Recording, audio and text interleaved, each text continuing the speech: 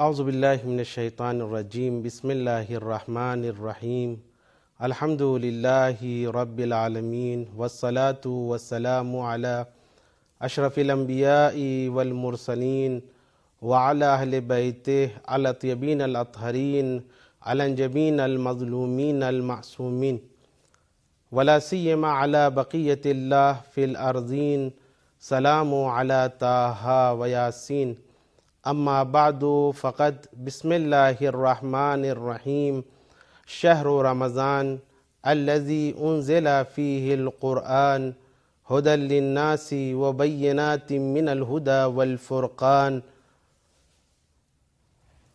تمام حاضرین کی خدمت میں دوبارہ حاضر ہونے کا شرف حاصل ہوا ہے، اور دعا کرتا ہوں پروردگار عالم کے بارگاہ میں کہ پروردگار عالم اس مہینے کی تمام برکات سے ہم کو مستفیض فرمائے اور ہمارے تمام نیک اعمال کو قبول فرماتے ہوئے اس مہینے میں جو اصل مقصد ہے یعنی توبہ کرنا اور مغفرت، خدا سے مغفرت حاصل کرنا، طلب مغفرت کرنا، اس کی ہمیں زیادہ سے زیادہ توفیق دے اور خداوند عالم ہمارے گناہوں کی مغفرت فرمائے۔ جیسا کہ آپ کو معلوم ہے کہ ہمیشہ کلاس شروع ہونے سے پہلے ایک کوڈ دیا جاتا ہے۔ آج کا کوڈ ہے ON1، آپ اسے نوٹ کر لیجئے۔ تو آج کی خدمت میں ہم جو موضوع لے کر آئے ہیں آپ کی خدمت میں، وہ توبہ کی حقیقت ہے، یعنی توبہ کسے کہتے ہیں۔ اور ماہ مبارک رمضان سے بہتر کوئی ایسا مہینہ نہیں ہوگا کہ جس میں اس اہم قدم کی طرف، اس اہم اقدام کی طرف، اس اہم چیز کی طرف، اس اہم عبادت کی طرف قدم اٹھا سکے، اس لیے کہ ماہ مبارک رمضان خداوند عالم کے الطاف کا مہینہ ہے، کہ جیسا کہ اس سے پہلے آپ کی خدمت میں عرض کیا تھا، اور حدیث میں بھی موجود ہے کہ شہر رمضان اولہ رحمہ وَأَوْسَطُهُ مَغْفِرَةٌ وَآخِرُهُ عِتْقٌ مِّنَ النَّارِ۔ ماہ مبارک رمضان وہ مہینہ ہے کہ جس کی ابتدا یعنی 1 سے لے کے 10 دن تک، پہلی رمضان سے لے کے 10ویں رمضان تک، یہ جو ایام ہیں، یہ جو دن ہیں، وہ رحمت خداوندی کے دن ہیں۔ لیکن 11 سے لے کر 20 تک کے جو ایام اور دن ہیں وہ مغفرت کے دن ہے، یعنی ان ایام میں، ان دنوں میں ہم اپنے آپ کو وقف کر دیں خداوند عالم کی بارگاہ کے لیے اور اچھے اعمال انجام دینے کے لیے، کہ اس مہینے میں ہم جتنا ہو سکے خداوند عالم کی بارگاہ میں اپنے گناہوں کی مغفرت کریں، اور جتنا ہو سکے اپنے لیے اور خصوصاً وہ افراد جو ہمارے بزرگ ہیں اور جو اس دنیا میں نہیں رہے ہیں اور جن کی امیدیں ان کی زندگی سے زیادہ ان کے مرنے کے بعد ہم سے وابستہ ہے، تو ہمیں چاہیے ان کی بھی مغفرت کریں اور ساتھ میں اپنی بھی مغفرت کریں۔ اور ماہ مبارک رمضان، جیسا کہ نام سے معلوم ہے کہ اس مہینے کو رمضان کے نام سے یاد کیا گیا ہے۔ رمضان کیا ہے؟ رمضان کے جو نام رکھا گیا ہے ماہ مبارک رمضان، اس کی علتیں مختلف بیان کی جاتی ہیں۔ پہلی علت تو یہ بیان کی جاتی ہے کہ جب اس مہینے کو نام رکھنے کی باری آئی تھی تو اس وقت گرمی کا موسم تھا۔ اصل ہدف یہ تھا، لوگوں کا اصل قاعدہ اور دستور یہ تھا کہ اس وقت مہینوں کا نام ان کے موسم کے اعتبار سے رکھا جاتا تھا۔ جیسے جب ربیع الاول کے مہینے کا نام رکھنے کی باری آئی تو اس وقت بہار کا موسم تھا، اس لیے اس مہینے کا نام ربیع الاول رکھا گیا، اور یہ مہینہ ادامہ پایا تو اس کو ربیع الثانی کہا گیا۔ الغرض جب ماہ مبارک رمضان کے نام رکھنے کی باری آئی تو اس وقت شدید گرمی تھی، چونکہ موسم گرم تھا، اس وجہ سے اس مہینے کا نام رمضان رکھا گیا ہے۔ لغت کے اعتبار سے اگر دیکھا جائے تو رمضان کے 2 معنی ہے۔ اگر رمضان کو لفظ رمز پڑھا جائے، جس کی اصل نکالا جائے رمز سے، تو اس کے معنی ہے ایسی بارش جو پتجھڑ میں ہوتی ہے، جب پتے گر جاتے ہیں اس وقت جب بارش ہوتی ہے تو ہوتا کیا ہے، جتنی آلودگیاں ہیں، جو پتے ہیں، جو گندگی ہیں، اس بارش کے ذریعے وہ تمام پتے، وہ آلودگیاں ختم ہو جاتی ہے، اس کے بہاؤ سے، اس پانی کے بہاؤ سے وہ تمام پتے اور گندگیاں ختم ہو جاتی ہے۔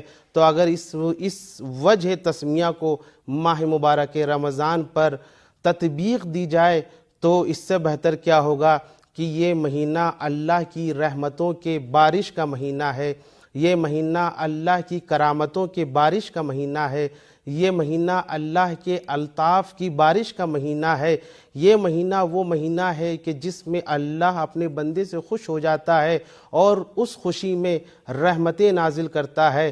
تو ان رحمتوں کے بارش میں، ان الطاف کی بارش میں انسان کی جو گناہ ہے وہ پاک ہو جاتے ہیں، وہ آلودگیاں ہیں اللہ کی رحمتوں کی بارش میں وہ بہہ جاتی ہیں اور انسان پاک و پاکیزہ ہو جاتا ہے۔ اور دوسرا معنی جو لغت میں بیان کیا ہے وہ رمضاں، اگر رمز سے مراد لیتے ہیں تو بارش کے معنی ہے، اور اگر رمضاں مراد لے رہے ہیں تو ایسی گرمی، ایسی تپش کو کہتے ہیں کہ جس کے سامنے اگر کوئی چیز رکھی جائے تو وہ چیز جل کے خاک ہو جائے۔ تو اگر اس معنی کو بھی ماہ مبارک رمضان میں دیکھا جائے تو واقعی توبہ کا مہینہ نظر آتا ہے، مغفرت کا مہینہ نظر آتا ہے کہ اس مہینے میں چونکہ خداوند عالم انسان کے گناہ اتنا جلا دیتا ہے، ایسے خاک سر کر دے جیسے کل عدم، یعنی اصلاً وہ گنہگار نہیں ہوتا ہے، لیکن بے شرطہا و شروطہا، اور آپ نے دوسرے دروس میں اور تقاریر میں اس شرط و شروط کو محسوس کیا ہوگا اور جانا ہوگا اور نوٹ کیا ہوگا کہ حتماً اس پر عمل پیرا ہونا ایک شرط ہے۔ آئیے روایت کے نظر میں ہم دیکھتے ہیں کہ ماہ مبارک رمضان کو رمضان کیوں کہا جاتا ہے۔ رمضان کو رمضان اس لیے کہا جاتا ہے کہ ماہ مبارک رمضان میں انسان کے گناہ جلا دیے جاتے ہیں۔ رسول اسلام سے کسی نے پوچھا، یا رسول اللہ، ماہ مبارک رمضان کو رمضان کیوں کہتے ہیں؟ رسول اسلام صلی اللہ علیہ وآلہ وسلم ارشاد فرماتے ہیں، سمیہ رمضان رمضانہ، رمضان کو رمضان اس لیے کہتے ہیں لِأَنَّهُ تُرْمَضُ فِيهِ الذُّنُوبِ، کہ اس میں تمام گناہ جلا دیے جاتے ہیں۔ اور دوسری جگہ الفاظ کے فرق کے ساتھ رسول اسلام فرماتے ہیں، انما سمیہ رمضان رمضانہ، ماہ مبارک رمضان کو رمضان اس لیے کہتے ہیں لِأَنَّهُ يَحْرُقُ الذُّنُوبَ جَمِيعًا، کہ اس ماہ مبارک رمضان میں تمام گناہ جلا دیے جاتے ہیں۔ تو عزیزوں یاد رکھیں کہ اول سے لے کر 10 دن تک یہ خداوند عالم کی رحمت کے ایام ہے کہ اس میں خداوند عالم کی رحمتوں کی بارش ہوتی ہے، اور 11 سے لے کر 20 تک یہ مغفرت کے ایام ہے کہ جس میں ایک شب قدر خداوند عالم نے قرار دی، ایسی شب کہ جو 1000 راتوں سے بہتر ہے۔ تو یاد رکھیں عزیزوں کہ اگر ان 10 دنوں میں ہم اپنی مغفرت خدا سے نہیں کر پائے تو شاید ممکن ہے کہ ان 11 مہینوں میں وہ توفیق ہم کو نصیب نہ ہو جو اس مہینے میں نصیب ہوتی ہے۔ تو عزیزوں آئیے آج کی جو بحث ہے وہ اصل ہے توبہ، مغفرت، استغفار۔ توبہ استغفار کیا ہے؟ اس سے پہلے ہم دیکھتے ہیں کہ شیطان کیا کہتا ہے، اس لیے کہ گناہ جب ہوتا ہے تبھی اللہ نے کہا ہے کہ انسان استغفار کرے، اور اگر گناہ ہی نہ ہو تو پھر استغفار کی ضرورت ہے؟ ہاں، روایت میں ملتا ہے کہ استغفار کریں، کیوں؟ اس لیے کہ تاکہ آنے والے گناہ سے بچے۔ لیکن اصل یہ ہے کہ ہم کو یہ دیکھنا ہے کہ گناہ کیا ہے، اور گناہ کے لیے شیطان کی بات سننی ہوگی۔ تو روایت کی روح سے ہم دیکھتے ہیں کہ شیطان کیا کہتا ہے۔ شیطان ایک مرتبہ جناب نوح کے زمانے میں آیا، جب جناب نوح کی کشتی طوفان ختم ہو گیا اور ایک جگہ پر ٹھہرتی ہے تو وہاں پر شیطان آتا ہے، آنے کے بعد کہتا ہے میں ابلیس ہوں۔ تو جناب نوح کہتے ہیں مجھ کو تجھ سے کیا واسطہ؟ غور کریں گے عزیزوں، کبھی کبھی یہ ہوتا ہے کہ کوئی غیر کوئی بات کہتا ہے تو چونکہ ہمارا دشمن ہے تو اس کی بات کو نہیں سنتے ہیں، جبکہ مولا کائنات غالب کل غالب علی ابن ابی طالب علیہ السلام ارشاد فرماتے ہیں کہ انظر ما قال ولا تنظر من قال، یہ دیکھو کہ کیا کہہ رہا ہے، یہ مت دیکھو کہ کون کہہ رہا ہے۔ اگر واقعی کوئی اچھی بات ہو تو اس کو لے کر چلو، اور اچھی بات ہو تو اس پر عمل کرو۔ ممکن ہے کبھی کبھی حکمت غیروں کی زبان سے جاری ہو جائے، تو خلاصہ یہ کہ شیطان آتا ہے جناب نوح کی خدمت میں، آنے کے بعد کہتا ہے میں ابلیس ہوں، میں شیطان ہوں۔ اب بتائیے جناب نوح کا کیا جواب ہوگا؟ جناب نوح فرماتے ہیں کہ مجھ کو تجھ سے کیا واسطہ، جا مجھ سے دور چلا جا۔ شیطان نے کہا میں آپ کو کچھ نصیحتیں کرنا چاہ رہا ہوں، کچھ چیزیں بتانا چاہ رہا ہوں۔ جناب نوح نے انکار کیا، مجھے تجھ سے کوئی بات نہیں کرنی ہے، مگر ارشاد خداوندی ہوا کہ بات تو سن لو، بات کیا کہہ رہا ہے۔ جناب نوح نے کہا کہ بتاؤ کیا کہنا ہے۔ تو شیطان نے اب بتانا شروع کیا کہ میں کن لوگوں پر وار کرتا ہوں۔ غور کریں گے عزیزوں، جب اسی مرض کو ہم پکڑ لیں گے اور اس مرض میں مبتلا نہیں ہوں گے تو وہ نوبت ہی نہیں آئے گی کہ ہم گناہ سے شرمندگی میں توبہ کریں۔ ہاں، اگر گناہ کے آنے سے پہلے توبہ کرنے کی جو فضیلت ملتی ہے تو عزیزوں شیطان یہ کہتا ہے کہ میں اس شخص کو بہکاتا ہوں جو متکبر ہوتا ہے۔ پہلا مرض یہ ہے اسلام کا، پہلا عالم بشریت کا مرض یہ ہے، پہلا وائرس ہے جو تکبر کی صورت میں دنیا میں سامنے آیا ہے۔ تو جناب نوح سے کہتا ہے کہ اگر کوئی انسان اپنے آپ کو کچھ سمجھ لیتا ہے اور یہ کہتا ہے کہ مجھ سے بڑا کوئی نہیں ہے، ساری چیزیں میرے پاس ہے۔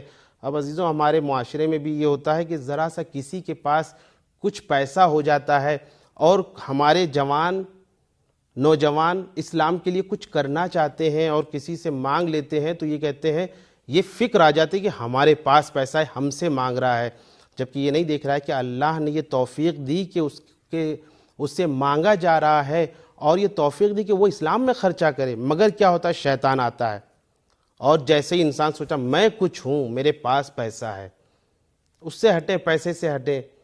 ہمارے یہاں پہ ذرا سا کوئی منصب کسی کو مل جاتا ہے تو منصب ملنے کے بعد وہ کہتا ہے کہ میرے پاس پاور ہے، میرے پاس منصب ہے، لیکن کیا انسان کو اطمینان آتا ہے؟ نہیں، انسان کو اطمینان تو نہیں آتا ہے، لیکن شیطان ضرور آ جاتا ہے۔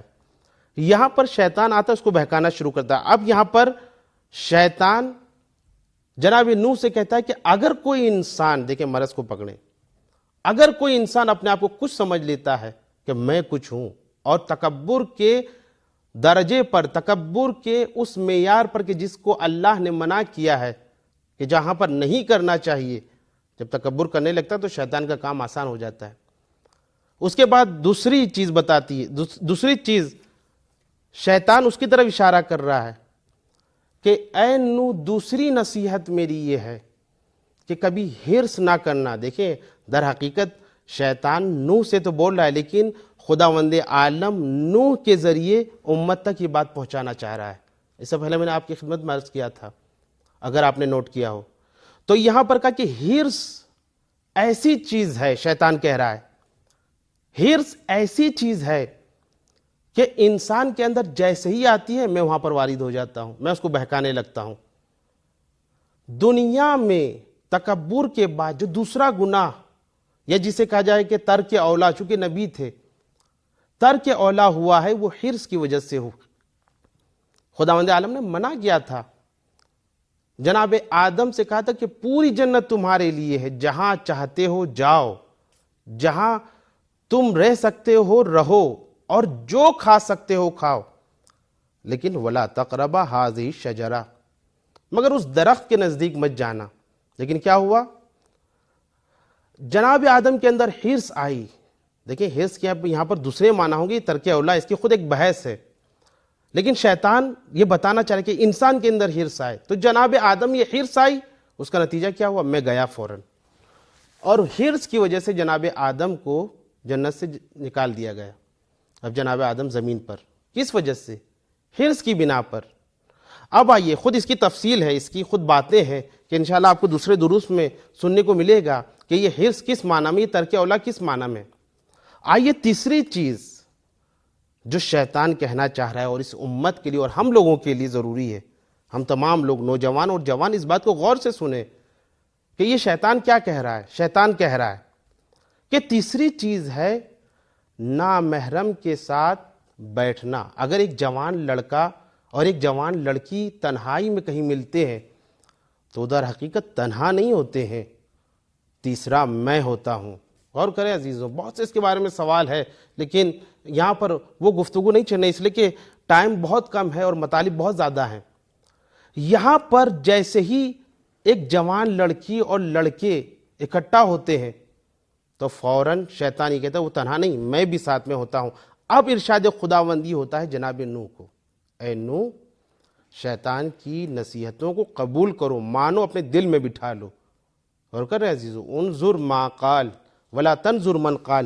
تو یہ ایک شیطان نے 3 نصیحتیں کی۔ اب آگے چلتے ہیں، رسول اسلام صلی اللہ علیہ وسلم ارشاد فرماتے ہیں کہ خداوند عالم نے جناب داؤد سے کہا، یا داؤد بشر المذنبین وانذر الصدیقین، اے داؤد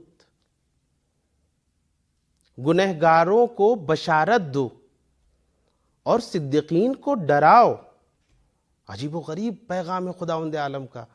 اسی وجہ سے جناب داؤد نے کہا کہ یا رب کیف ابشر المذنبین وانذر الصدیقین، پروردگار عالم میں کیسے گنہگاروں کو ڈراؤں، کیسے گنہگاروں کو بشارت دوں اور کس طریقے سے صدیقین کو ڈراؤں۔ خداوند عالم ارشاد فرماتے ہیں، بڑی جذاب اور امید دہندہ حدیث ہے۔ خداوند عالم فرماتا ہے، بشر المذنبین انی اقبل التوبہ واعفو عن الذنب، اے داؤد میرے گنہگار بندوں سے کہہ دو کہ اللہ بشارت دے رہا ہے۔ کس طریقے سے بشارت دے رہا ہے؟ کہ ان سے کہہ دو انی اقبل التوبہ، میں توبہ قبول کرنے والا ہوں، وَأَعْفُو عَنِ الذَّنْبِ، میں گنہگاروں کے گناہوں کو بخشنے والا ہوں۔ اس کے بعد حدیث آگے بڑھتی ہیں، غور کریں، وَأَنذِرِ الصِّدِّيقِينَ، اور صدیقین کو ڈراؤ۔ کس بات کی انہیں تنبیہ کریں، کس بات سے ڈرائیں؟ خداوند عالم فرماتے ہیں، اللہ یعجبوا بِأَعْمَالِهِمْ، وہ اپنے اعمال میں عجب نہ کریں، تکبر نہ کریں کہ ہم سے بڑا صادق کون ہوگا، ہم سے بڑا صالح کون ہوگا، ہم سے بڑا عبادت گار کون ہوگا، ہم سے بڑی نمازیں پڑھنے والا کون ہوگا، ہم سے زیادہ روزے رکھنے والا کون ہوگا، ہم سے زیادہ خیرات کرنے والا کون ہوگا۔ کہ ان لوگوں کو ڈراؤ کہ وہ عجب نہ کریں، وہ تکبر نہ کریں۔ کیوں؟ اس لیے کہ جب بھی میں نے مقام حساب میں کسی بھی بندے کو کھڑا کیا ہے تو وہ بندہ ہلاک ہوا ہے۔ غور کر رہے ہیں، اگر خدا عدل پہ آ جائے تو کوئی بھی شخص معافی کے لائق نہ ہو سکے۔ یہ خدا کا فضل ہے، یہ خدا کا کرم ہے۔ تو عزیزوں، آپ نے محسوس کیا یہاں پر بھی تکبر ہے کہ انسان اس پر کہ شیطان اس پر آرام سے غلبہ پا جاتا ہے۔ اب آئیے، شیطان جناب یحییٰ، یہ وہب سے، جناب وہب سے نقل ہوتی ہے حدیث، شیطان حضرت یحییٰ کے پاس آیا اور آنے کے بعد سلام کیا، وہی کہ میں شیطان ہوں۔ تو جناب یحییٰ نے کہا، مجھ سے کیا کام، میں تیری باتوں کو نہیں سنتا ہوں، لیکن اگر آیا ہے اور کچھ چاہتا ہے کہے تو مجھے افراد کتنے گروہ میں منقسم ہیں، کتنی طرح کے لوگ ہیں تیری نظر میں، اور کن لوگوں کو تو آسانی سے بہکا لے جاتا ہے، کن لوگوں کو نہیں بہکا پاتا۔ تو یہاں پر شیطان کہتا ہے کہ 3 طرح کے افراد ہیں، 3 طرح کے گروہ ہیں کہ جو میرے سامنے ہوتے ہیں۔ پہلا گروہ وہ ہے جو آپ کی طرح معصوم ہے، کہ جو گناہ کرنا تو دور کی بات گناہ کے بارے میں سوچتے بھی نہیں ہیں، تو ایسے لوگوں کے پاس میں جاتا ہی نہیں ہوں۔ ان لوگوں سے میرا کوئی سروکار نہیں، اس لیے کہ اگر محنت کروں گا تو وہ بیکار ہوگی، تو میں محنت ہی نہیں کرتا، میں جاتا ہی نہیں ہوں ان کے قریب۔ کا دوسرا گروہ کون سا ہے؟ کا دوسرا گروہ وہ ہے کہ جو نہایت متکبر ہے، جو گنہگار ہے، متکبر ہے، کا ایسے لوگوں کو میں آرام سے بہکا لے جاتا ہوں، ان پر مجھے محنت کرنے کی ضرورت نہیں ہوتی ہے۔ اور انہیں کس طریقے سے؟ جیسے بچے کے ہاتھ میں گیند دے دی جائے تو اس کی کیا حالت ہو، کبھی ادھر پھینک رہا ہے کبھی ادھر پھینک رہا ہے، یہ میرے لیے گیند کی مانند ہوتے ہیں، ایک بال کی مانند ہوتے ہیں کہ جب چاہتا ہوں ان کو پھینکتا ہوں، نہ چاہتا ہوں، کہ ان پہ بھی مجھے محنت کرنے کی ضرورت نہیں ہوتی۔ کا تیسرا گروہ کون سا ہے؟ نوٹ کیجئے گا اس کو۔ تیسرا گروہ وہ ہے کہ جو گناہ تو کرتا ہے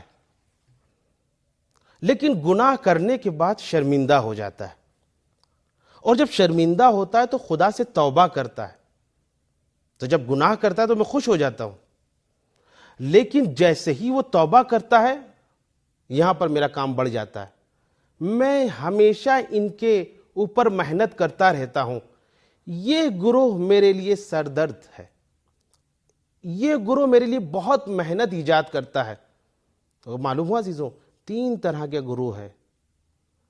اب جو شخص گناہ کا ازالہ کر لیتا ہے توبہ کے ذریعے، اور توبہ کر لیتا ہے، مغفرت کر لیتا ہے خداوند عالم کے بارگاہ میں، تو وہ پاک و پاکیزہ ہوتا ہے۔ شیطان پھر آتا ہے، اس کا مطلب نہیں کہ شیطان چلا گیا، پھر آئے گا، پھر محنت کرے گا، لیکن انسان کی ذمہ داری کہ پھر توبہ کرے۔ اب معلوم ہوا، اب آئیے توبہ کے باب میں۔ ہم جب گناہ کرتے ہیں، کوئی گناہ سرزد ہو جاتا ہے، تو کیا کرتے ہیں؟ استغفر اللہ ربی واتوب الیہ، یہی پڑھتے ہیں نا؟ کہا گیا، ہمارے بزرگوں نے سکھایا، ہمارے علماء نے سکھایا ہے کہ استغفر اللہ ربی واتوب الیہ پڑھو۔ مگر مجھے آپ بتائیے کہ کیا استغفر اللہ ربی واتوب الیہ پڑھنا کافی ہے؟ شیطان بھاگ جائے گا؟ حقیقتاً اس کا جواب یہ ہوگا کہ نہیں بھاگے گا۔ پھر یہ استغفر اللہ ربی واتوب الیہ کیا ہے؟ عربی لغت میں، عربی زبان میں اس کے معنی ہے کہ اللہ، میں گناہ کی مغفرت طلب کرتا ہوں، میں اپنے گناہ کی معافی چاہتا ہوں، میں تیرے سامنے شرمندہ ہوں۔ تو اس کا معنی یہ ہے کہ کیا ہمارے گناہ معاف کر دی جائیں گے؟ نہیں عزیزوں، ایسا بالکل بھی نہیں۔ ہاں، یہ لفظ، یہ کلمہ وارد ہوا ہے کہ انسان اظہار شرمندگی کر سکے۔ مثلا ایک دم آسان مثال دے دوں اور اس کا بات آگے بڑھاؤں۔ مثلا ہم دلی محبت اپنے بچوں سے کرتے ہیں، مگر کیا یہ کافی ہے؟ یقیناً دل میں محبت ہونا یہ بھی ضروری ہے، لیکن روایت میں ملتا ہے کہ اپنے بچوں سے محبت کا اظہار کرو۔ تو جو بچوں سے کہتے ہیں بیٹا میں تم سے محبت کرتا ہوں، تو کیا یہی محبت ہے؟ اے بیٹا، اے میری جان، میں تم سے محبت کرتا ہوں، کیا کل محبت یہ ہے؟ کہ نہیں، محبت یہ نہیں ہے، بلکہ محبت وہ ہے جو دل میں اور دل سے زبان پر آئی ہے، اسے کہتے ہیں محبت۔ یہ جو لفظ کو محبت نہیں کہا جاتا۔ بالکل اسی طریقے سے استغفر اللہ ربی واتوب الیہ ہے کہ انسان پورے مہینہ ایک تسبیح لے کے بیٹھ جائے، استغفر اللہ ربی واتوب الیہ، استغفر اللہ ربی واتوب الیہ، استغفر اللہ ربی واتوب الیہ، تو کیا شیطان دور ہو جائے گا؟ نہیں، شیطان دور نہیں ہو سکتا جب تک کہ اس کی چہیتی چیز آپ کے پاس ہے۔ اگر وہ چہیتی چیز آپ اٹھا کے پھینک دے، اس کے منہ پہ مار دے، وہ بھاگ جائے گا۔ مثال عرض کروں یہاں کے لیے بھی، ایک نجس جانور ہے، وہ آپ کے پاس آ کے بھونک رہا ہے، اور اس کی چہیتی چیز آپ کے پاس ہے۔ اب آپ اس کو دھتکار رہے ہیں، بھگا رہے ہیں، لیکن وہ نہیں بھاگ رہا ہے۔ ہزاروں مرتبہ بھگایا، ہزاروں مرتبہ دھتکارا، لیکن وہ نہیں بھاگ رہا ہے۔ کیوں؟ اس لیے کہ وہ چہیتی چیز، اس کی چہیتی چیز آپ کے پاس ہے. ایک مرتبہ آپ نے پہلی ہی مرتبہ دھتکارا نہیں، اس کی چہیتی چیز اس کے منہ پر مار دی. اب بتائیے وہ آپ کے پاس آئے گا؟ بالکل نہیں آئے گا. کیوں؟ اس لیے کہ وہ چہیتی چیز اس کے منہ پر مار دی ہے. ورنہ اگر وہ چہیتی چیز آپ کے ہاتھوں میں ہوتی، آپ ہزاروں مرتبہ دھتکارتے، وہ نہ جاتا. لیکن ایک مرتبہ میں وہ چہیتی چیز اس کے منہ پر مار دی، وہ بھاگ گیا. شیطان بھی اسی طریقے سے.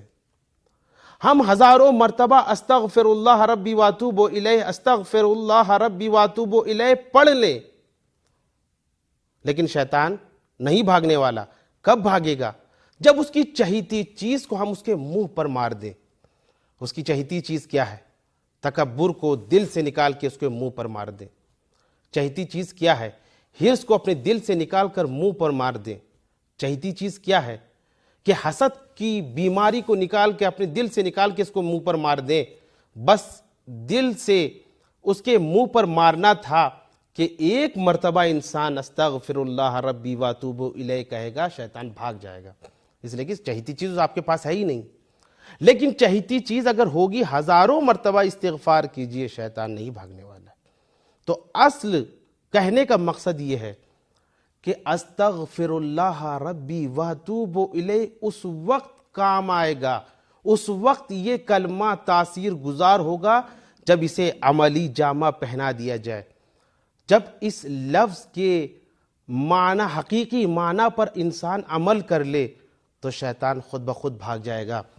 غور کریں عزیزوں، ایک شخص ہے، مولا کائنات علیہ الصلاۃ والسلام کا زمانہ ہے. ایک شخص آپ کے سامنے سے گزرتا ہے، نہج البلاغہ میں روایت موجود ہے، اور ہاتھوں میں تسبیح ہے، استغفر اللہ ربی واتوب الیہ، استغفر اللہ ربی واتوب الیہ، یہ پڑھتا ہوا جا رہا ہے. اب کیا ہے؟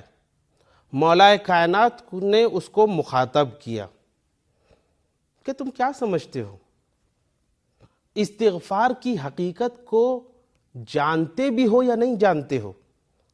استغفار وہ نہیں ہے جو صرف زبان سے کہہ رہے ہو، نہیں، استغفار کے 6 مرحلے ہیں. ان مرحلوں کو انجام دینا، اس کے بعد جیسے ہی تم انجام دے لو گے، تمہیں کہنے کی ضرورت نہیں پڑے گی، خود بخود شیطان بھاگ جائے گا. وہ مرحلے امام نے بیان کیے. پہلا مرحلہ یہ ہے کہ انسان اپنے کیے پر نادم ہو، شرمندہ ہو. اگر وہ اپنے کیے پر شرمندہ ہے، گناہ ہو گیا ہے، نہیں چاہتے تھے ہو گیا ہے، شیطان ہم پر حاوی ہو گیا کسی وجہ سے بھی، اگر وہ شرمندہ ہے تو کہا یہ پہلا مرحلہ ہے. اس کے بعد دوسرا مرحلہ بھی ہے. دوسرا مرحلہ کیا ہے؟ امام فرماتے ہیں دوسرا مرحلہ یہ ہے کہ شرمندگی کافی نہیں ہے، شرمندگی کے ساتھ اپنے دل میں یہ تحیّع کر لے، یہ عزم کر لے، یہ ارادہ بنا لے، اور یہ سوچ اپنے دل میں بٹھا لے جو یقینی طور پر ہو کہ اس عمل کو کہ جس سے شرمندگی ہوئی ہے اور جس سے خداوند عالم ناراض ہوا ہے، اسے دوبارہ انجام نہیں دیں گے. یہ دوسرا اسٹیپ ہے. استغفر اللہ ربی واتوب الیہ کا دوسرا مرحلہ ہے. امام فرماتے ہیں کہ تیسرا مرحلہ بھی ہے. تیسرا مرحلہ کیا ہے؟ تیسرا مرحلہ یہ ہے کہ امام فرماتے ہیں کہ مخلوق کے جو حقوق ہیں انہیں ادا کر دے. اس طریقے سے مخلوقات کے حقوق نہایت اہم ہے عزیزو. یہاں پر آ کر میں ضرور ایک بات آپ کی خدمت میں عرض کروں گا اور اسے نوٹ کر لیں کہ اللہ جب روز قیامت ہوگی تو اللہ ممکن ہے کہ کسی اچھے عمل کی بنیاد پر اپنے حقوق کو معاف کر دے، لیکن جو دوسروں کی حقوق ہے اللہ اس کو معاف نہیں کرے گا جب تک کہ وہ خود معاف نہ کر دے. مثلا ہم کسی کی غیبت کرتے ہیں، یہ بھی ایک گناہ ہے. اب اس کی توبہ کیا ہے؟ اب یہ کیا استغفر اللہ ربی واتوب الیہ شرمندہ ہو جائیں اور دوبارہ اس کی غیبت نہ کریں؟ نہیں، اس کی توبہ یہ ہے کہ آپ جائیں اور اس سے معافی مانگیں، آپ جائیں اس کے حق کو ادا کریں، تب جا کے اس کی توبہ ہوگی. امام علیہ السلام فرماتے ہیں تیسرا اسٹیپ یہ ہے کہ مخلوق کا جو حق ہے اسے ادا کرو. اس طریقے سے ادا کر دو کہ جب قیامت کا دن ہو تمام لوگ کھڑے ہوں تو وہاں پر تمہیں شرمندہ ہونے کی ضرورت نہ پڑے۔ امام فرماتے ہیں کہ چوتھا کیا ہے؟ چوتھا فرماتے ہیں کہ چوتھا مرحلہ کیا ہے؟ چوتھا مرحلہ یہ ہے کہ امام فرماتے ہیں کہ انسان یہ نہیں کہ بس یہ 3 سٹیپس ہو گئے ہیں اور اس کے بعد ختم، نہیں، چوتھا مرحلہ بھی ہے۔ انسان نماز نہیں پڑھ رہا تھا، اسے شرمندگی ہوئی، اس مہینے میں اس نے توبہ کی اور یہ یقین اور عزم اور ارادہ کر لیا ہے کہ آئندہ میں اپنے گناہ کو نہیں کروں گا۔ لیکن یہ کافی نہیں ہے، چوتھا مرحلہ بھی اہم ہے، وہ یہ کہ اگر اس سے پہلے نمازیں نہیں پڑھی ہیں تو ان نمازوں کا اعادہ کریں، جو گناہ ہو گئے، جو اعمال چھوٹ گئے ہیں ان کا اعادہ کریں، یہ چوتھا مرحلہ ہے۔ اگر روزہ نہیں رکھا ہے تو اس کا اعادہ کریں، یہ ہے توبہ۔ پانچواں مرحلہ کیا ہے؟ پانچواں مرحلہ یہ ہے کہ جسم کے ذریعے، جو ہمارا جسم بنا ہے کسی حرام کے ذریعے یا جسم بنا ہے کسی گناہ کے ذریعے، اس جسم کو ختم کر دیں اور ایک نیا جسم ایجاد کریں، یعنی وہ جسم ختم ہو جائے اور آپ ایک نئے جسم کے ساتھ خدا کی بارگاہ میں حاضر ہوں۔ چھٹا مرحلہ بہت اہم ہے، وہ یہ کہ اپنے جسم کو اس لائق بنائے کہ اللہ کی عبادت کے لیے اسے لطف ہو، اسے مزہ آئے، جس طریقے سے گناہ میں مزہ آتا تھا۔ اور کہ یہ ہے استغفار کے سٹیپس اور یہ ہے استغفار کے مرحلے۔ اور یہ بھی یاد رکھیں کہ اللہ بڑا رحیم ہے، اللہ بڑا کریم ہے، اور ماہ مبارک رمضان ہے۔ اگر کوئی گناہ جانے انجانے میں ہو گیا ہے تو فوراً استغفار کرے، فوراً استغفار کرے، کم سے کم تاخیر میں استغفار کریں۔ رسول اسلام صلی اللہ علیہ وآلہ وسلم ارشاد فرماتے ہیں کہ جب انسان نیک کام کرنے کا، بڑا رحیم و غفور ہے خداوند عالم، نیک کام کرنے کا ارادہ کرتا ہے تو اعمال، اچھے اعمال لکھنے والا فرشتہ اس کی ایک نیکی لکھ لے۔ ابھی ارادہ کیا ہے، خداوند عالم نے اس فرشتوں کو حکم دیا کہ تم نامہ اعمال میں ایک نیکی لکھ لو، ایک انعام لکھ لو۔ ابھی ارادہ کیا ہے، کیا نہیں ہے، ارادہ کیا ہے۔ اب اگر وہ اس فعل کو انجام دے دیتا ہے تو اس کے نامہ اعمال میں 10 نیکیاں لکھ دی جاتی ہیں۔ آئیے آگے بڑھتے ہیں۔ اگر بندے نے، رسول اسلام سے حدیث ہے، اگر بندے نے گناہ کا ارادہ کیا ہے تو نامہ اعمال میں ابھی نہیں لکھا گیا ہے، ابھی ذرا برابر یہ نہیں لکھا ہے کہ اس نے گناہ کر دیا، ارادہ کیا ہے، بلکہ اب گناہ کر بھی دیتا ہے۔ دوسرا اسٹیپ بڑھ کر گناہ کر بھی دیتا ہے تو نیکیاں لکھنے والا فرشتہ برائیاں لکھنے والے فرشتے سے کہتے ہیں کہ ابھی رک جاؤ۔ ممکن ہے کہ وہ کوئی نیک کام انجام دے دے۔ کیوں؟ اس لیے کہ ارشاد خداوندی ہے، ان الحسنات یذہبن السیئات۔ قرآن کریم کی سب سے پر امید آیت، امید دلانے والی اور مایوسی سے بچانے والی آیت یہی۔ مولا کائنات، جب رسول اسلام نے سوال کیا تھا تو مولا کائنات نے اس کا جواب دیا، ان الحسنات یذہبن السیئات۔ تو فرشتہ یہ کہتا ابھی رک جاؤ، ہو سکتا ہے کوئی کام انجام دے لے، کوئی نیکی انجام دے لے، اگر نیکی انجام دے گا تو یہ ہوگا، ان الحسنات یذہبن السیئات، یعنی ایک نیکی 10 برائیوں کو جلا دیتی ہے تو لکھنے کی نوبت ہی نہیں آئے گی۔ لیکن کیا دیکھا، ممکن ہے کہ نہیں، اس نے کوئی حسنہ، کوئی اچھا کام انجام نہیں دیا۔ فرشتہ کہتا ہے ممکن ہے کہ وہ توبہ کر لے، استغفار کر لے، لیکن کیا دیکھا کہ 7 گھنٹے گزر گئے، اس نے نہ کوئی اچھا کام کیا اور نہ استغفار کیا۔ تو اب نیکیاں لکھنے والا فرشتہ برائیاں لکھنے والے فرشتے سے کہتا ہے، اکتب علی الشقی المحروم، اس شقی کہ جس کو اللہ نے اتنی چھوٹ دی تھی، اس کے باوجود اس نے نہ استغفار کیا اور نہ کوئی نیکی انجام دی، اس کا گناہ نامہ اعمال میں لکھ لو۔ غور کریں عزیزوں، یہاں پر خداوند عالم کتنا کریم ہے کہ انسان کے لیے روکتا ہے، دیکھتا ہے کہ کچھ اچھے کام کر لے، کچھ نیک کام کر لے۔ آئیے میں آپ کی خدمت میں ایک نمونہ بھی عرض کر دوں کہ استغفار اور توبہ کیا کیسے جاتا ہے، کس طریقے سے خداوند عالم میں توبہ کرتا ہے انسان کی قبول ہوتی ہے۔ ابو بصیر سے روایت ہے، وہ کہتے ہیں کہ میرا ایک پڑوسی ہے، میں دیکھتا ہوں کہ ہمیشہ وہ لہو و لعب میں رہتا ہے، ہمیشہ اس کے گھر میں سے گانے کی آواز آتی ہے، ہمیشہ میں دیکھتا ہوں کہ اس کے یہاں پر برے لوگوں کا آنا جانا ہے۔ اگر آج کے زمانے کا کوئی دیندار ہوتا تو وہ یہ سوچتا کہ جلدی سے جلدی اپنے گھر کو بدل دے، لیکن میرے جوانوں، اسلام نے ایسا نہیں سکھایا۔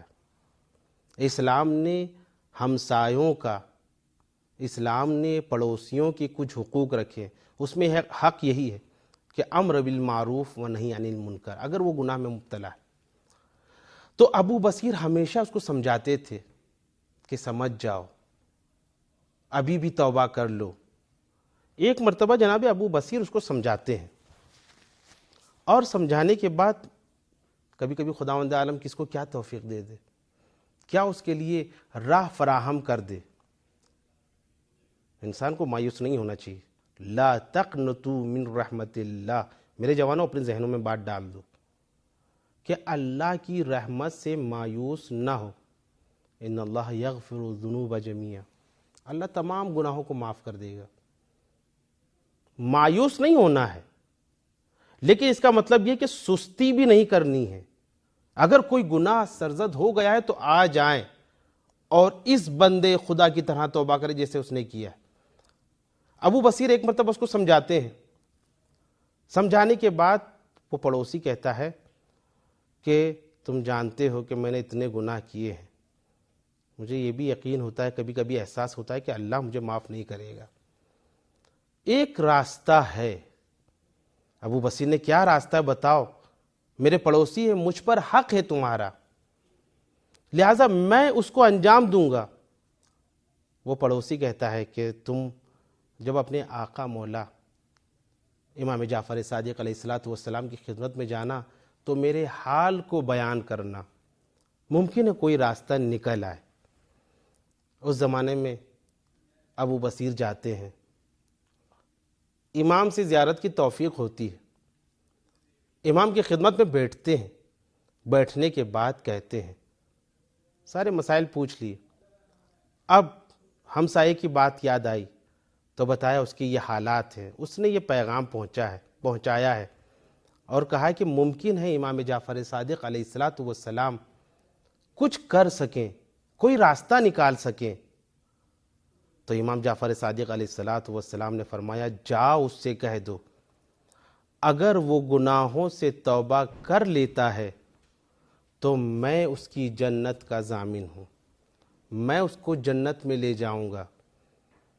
اب وہ امام کی زیارت کر کے واپس پلٹتے ہیں، آتے ہیں خدمت میں، اور آنے کے بعد امام جعفر صادق علیہ السلام کو پیغام، امام جعفر صادق علیہ السلام کا پیغام پہنچانا چاہتے ہیں، لیکن دیکھا اطراف میں لوگ آئے ملنے کے لیے۔ ہمارے یہاں پر یہ بھی ہے، ہمارے معاشرے میں سمجھنا چاہیے کہ کسی کے گناہ کو برملا نہیں کرنا چاہیے۔ اگر کوئی ہم کو دوست سمجھ کر کچھ کہہ رہا ہے تو اس کی بات کو اپنے تک رکھنی چاہیے، اگر اس کی کوئی کمی ہے تو اپنے تک رکھنا چاہیے، نہیں کہ اس کو تمام معاشرے کے سامنے بیان کرتے پھریں۔ یہاں پر ابو بصیر دکھلا رہے ہیں، سمجھا رہے ہیں۔ ابو بصیر دیکھ رہے ہیں کہ جب تمام لوگ چلے گئے، اس کو اشارہ کر دیا، رک جاؤ مجھے تم سے کام ہے۔ اب وہ تمام لوگ جب چلے گئے تو وہ شخص قریب آیا۔ ابو بصیر نے کہا کہ یقین جانو، میں نے تمہارے پیغام کو میرے وقت کے امام جعفر صادق علیہ السلام کی خدمت میں پیش کیا، اور مبارک ہو امام نے کوئی پیغام پہنچایا ہے۔ تو وہ شخص کہنے لگا، بتاؤ کیا پیغام ہے؟ اس نے کہا کہ اگر تم گناہوں کو چھوڑ دو گے اور توبہ کر لو گے، اور دیکھیں توبہ کس طریقے سے کیا ہے اس نے، توبہ کر لو گے تو میں تمہاری جنت کا ضامن ہوں۔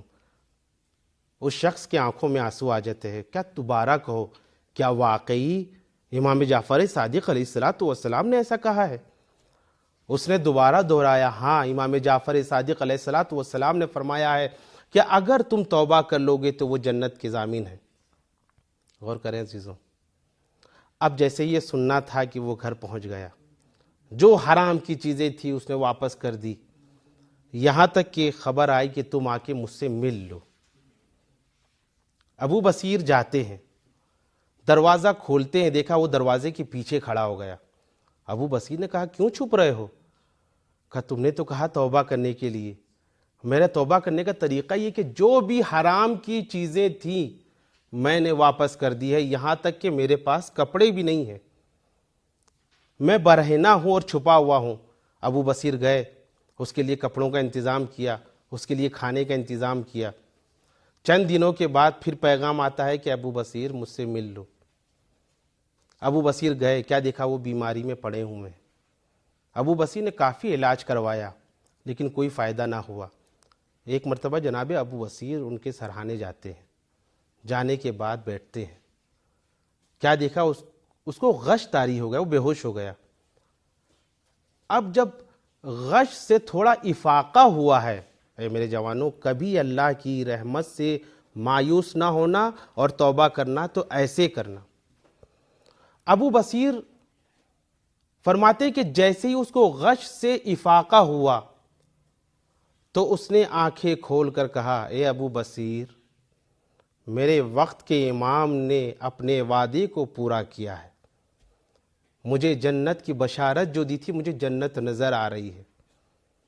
آج بھی عزیزوں ماہ مبارک رمضان ہے، مہدوی سماج کا کلاس ہے، اور مہدوی سماج میں داخل ہونے کے لیے شرط یہ ہے کہ دل سے توبہ کی جائے، عمل کے ذریعے ثابت کیا جائے۔ اس وقت اگر ابو بصیر اس وقت امام جعفر صادق علیہ السلام وقت کے امام تھے، اس کی توبہ کو قبول کیا ہے، ہم بھی اپنے وقت کے امام کو سامنے رکھیں، ان سے توسل کریں اور اپنے گناہوں کی توبہ کریں۔ لیکن سوال یہ ہوتا ہے کہ ہمارے توبہ کی کیا ضرورت ہے؟ خداوند عالم کو کیا ضرورت ہے؟ کیا واقعی خداوند عالم خوش ہوتا ہے؟ اس کی روایت میں بھی ملتا ہے کہ روایت میں آتا ہے کہ جب بھی انسان گناہ کرتا ہے اور توبہ کرتا ہے تو اللہ بہت خوش ہوتا ہے۔ کتنا خوش ہوتا ہے؟ سوال کیا گیا کتنا خوش ہوتا ہے؟ کہا کہ اگر ایک شخص ہے جو کاروان لے کے جا رہا ہے، جو انسان جیسا ہوتا ہے اس کو ویسا جواب دیا جاتا ہے، کہا کہ کاروان میں وہ گم ہو گیا، یہاں تک کہ اس کا اونٹ بھی بھاگ گیا، وہ یکو تنہا ہے۔ اب یکو تنہا کبھی ادھر جا رہا ہے کبھی ادھر جا رہا ہے، یہاں تک کہ اس مقام تک پہنچے جہاں پہ قافلہ رکا تھا، لیکن کیا دیکھا؟ قافلہ وہاں سے بھی رخصت ہو گیا۔ اب ایسے عالم میں اگر کوئی اونٹ نظر آ جائے اور کوئی شخص آ جائے کہے کہ بیٹھو میں تمہیں کاروان تک پہنچا دیتا ہوں، وہ شخص جو زندگی سے نا امید ہو چکا تھا کتنا خوش ہوگا؟ معصوم فرماتے ہیں کہ اگر کوئی انسان گناہوں کی توبہ کر لیتا ہے تو خداوند عالم اتنا خوش ہوتا ہے جتنا وہ کاروان والا جو گم ہو گیا تو خوش ہوا تھا۔ خداوند عالم اپنے بندوں سے بہت محبت کرتا ہے، کتنی محبت کرتا ہے اس کا نمونہ بھی دے دوں۔ جناب موسیٰ کا زمانہ ہے، جناب موسیٰ ایک جگہ سے گزر رہے ہیں، دیکھ رہے ہیں کہ ایک ماں ہے جو تنور میں روٹیاں بنا رہی ہے۔ اس زمانے میں تنور میں روٹیاں بنتی تھی، نہایت تپش ہوتی ہے، تو اب ماں کی محبت نہ بچے کو الگ کر سکے اور نہ تپش کی وجہ سے سامنے رکھ سکے، تو جیسے ہی یہ محبت جناب موسیٰ نے دیکھی اور فرمایا سبحان اللہ سبحان اللہ قدوس، پروردگار تو واقعی تیری ذات بے مثال ہے کہ تو نے یہ محبت عطا کی، ودیت کی اس کی ماں میں۔ کہا موسیٰ کرشمہ دیکھو گے؟ کہا پروردگار عالم تو جو بتانا چاہے۔ خداوند عالم نے کہا کہ موسیٰ یہ محبت میں نے دی، اگر نکال لوں تو کیا ہوگا؟ ابھی تک دیکھیں وہ جو عورت تھی تپش کی وجہ سے بچے کو کیا کیے ہوئی تھی؟ پوچھ جو پیٹھ سے باندھی ہوئی تھی، لیکن جیسے ہی وہ محبت نکال لی گئی تو اس خاتون نے اپنے بچوں کو تنور میں پھینک دیا۔ اب تھوڑی دیر کے بعد خداوند عالم نے دوبارہ محبت ودیت کر دی تو جس عورت نے پھینکا تھا، جس ماں نے اپنے بچوں کو پھینکا تھا، وہ بھی تنور میں کود گئی اور اپنے بچوں کو نکال کے لائی۔ خداوند عالم نے جناب موسیٰ سے کہا کہ جاؤ ان کو شفا دو، اور جب شفا دے دی تو جناب موسیٰ نے کہا پروردگار عالم بتانا کیا چاہ رہا ہے؟ خداوند عالم نے کہا موسیٰ یہی تو بتانا چاہ رہا ہوں کہ ایک ماں اپنے بیٹے سے کتنی محبت کرتی ہے کہ اگر تنور میں بھی کودنا پڑے تو کود جاتی ہے، مگر یقین جانو میں اپنے بندوں سے لاکھوں کروڑوں اربوں بے لا تعداد گنا اپنے بندوں سے محبت کرتا ہوں۔ میں نہیں چاہتا کہ میرے بندے گناہ کریں، میں نہیں چاہتا کہ میرے بندے جہنم میں جائیں، لہٰذا ایک مرتبہ استغفار دل سے کرتا ہے میں اس کو معاف کر دیتا ہوں۔ ہاں عزیزوں، آج مل کے دعا کرتے ہیں، الہی بحق الزہرا و ابیہا و بعلہا و بنیہا وسر المستودع فیہا، پروردگار عالم ہمیں اس مہینے میں توفیق عنایت فرمائے کہ دل سے حقیقی معنوں میں خدا کے بارگاہ میں اپنی توبہ کو، خدا کی بارگاہ میں اپنے گناہوں کو بخشوا سکے۔ خداوند عالم ہمیں یہ توفیق دے کہ ہم حقیقی معنوں میں خدا سے توبہ کر سکیں اور ہمارے گناہ معاف ہو سکے۔ والسلام علیکم ورحمۃ اللہ وبرکاتہ۔